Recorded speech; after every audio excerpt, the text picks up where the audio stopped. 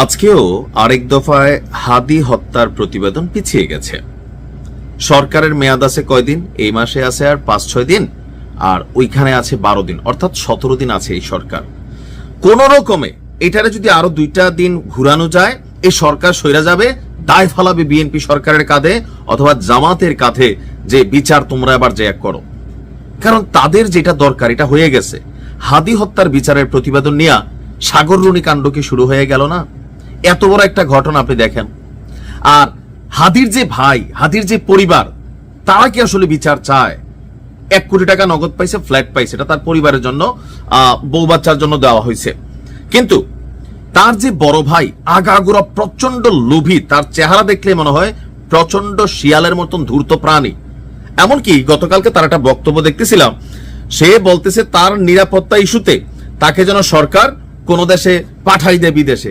আরে বেটা, তুমি তো বার্মিংহামে যুক্তরাজ্যের কাহিনী তো কইরা ফেলছো। 3 বছরের জন্য সরকার থেকে ভাইয়ের চেতনা বেচা, বিচার বেচা, তুমি কিন্তু ভাই ধান্দাবাজি কইরা ফেলছো। মানুষ তোমাদের মুখে ওয়াক থুইং মারতেছে।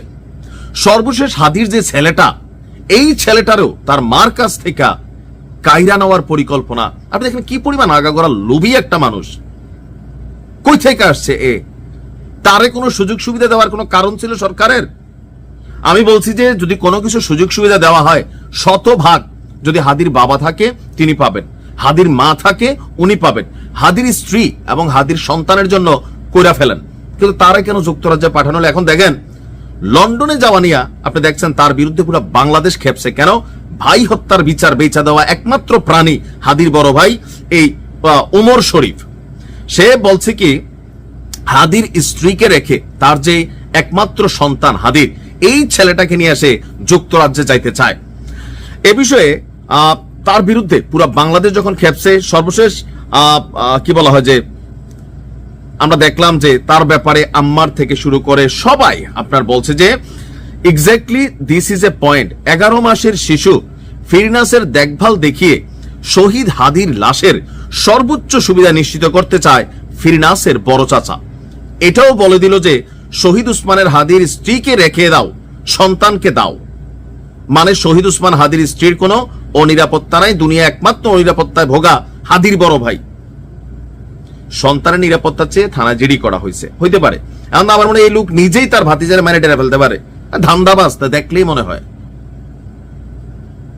আপনি এই যে কি জানি একটা ছেলে আছে হাদির বন্ধু, সারাদিন কান্নাকাটি করে, ছেলেটা সাবের না জাবের, মায়া লাগে ছেলেটা দেখলে।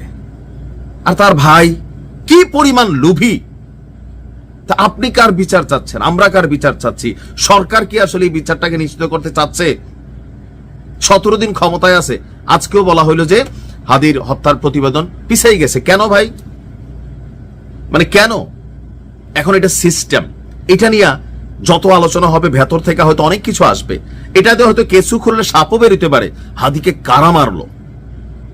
এখন যাই ঘটে সব আওয়ামী লীগ, যুবলীগ, ছাত্রলীগের উপর চাপাই দিয়া শান্ত রাখা যায়, বাট ইতিহাস কথা বলবে। আওয়ামী লীগ নিজে বলছে সরকারকে সুষ্ঠু ইনভেস্টিগেশন করে প্রমাণ করতে বলুন যেটা আওয়ামী লীগের কর্ম কিনা। আওয়ামী লীগ নিজেও চাইছে হত্যার বিচার, আমরাও চাই। প্রকৃত ঘটনার সামনে আসুক। এখন ওই যে ছেলের নামে এত অভিযোগ, সে দিছে ভিন্ন ঘটনা। সবকিছু মিলাইয়া আপনার রক্ত যখন আপনার সাথে বেইমানি কইরা বসে, আপনি দুনিয়াতে লড়াই করবেন কোথায়? এখন হাদিরে যত বেচা যায় পলিটিক্যালি চেতনা দিয়া যার যার ধান্দা শেষে মিলাইতেছে। দিন শেষে হাদিরা বাসপাড়া খায় জীবন দিয়ে এই দেশে।